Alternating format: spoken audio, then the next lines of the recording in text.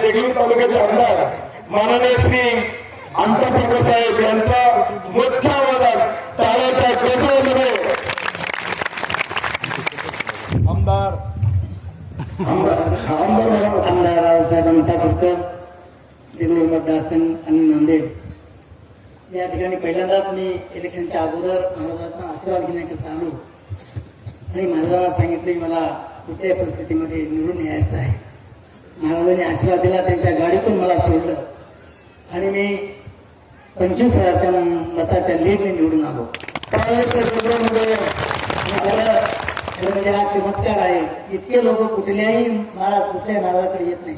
हा एक चमत्कार आहे आणि हा तुमच्या आशीर्वादाने सर्वांना सुख मिळतं, सर्वांचे दुःख दूर होतात.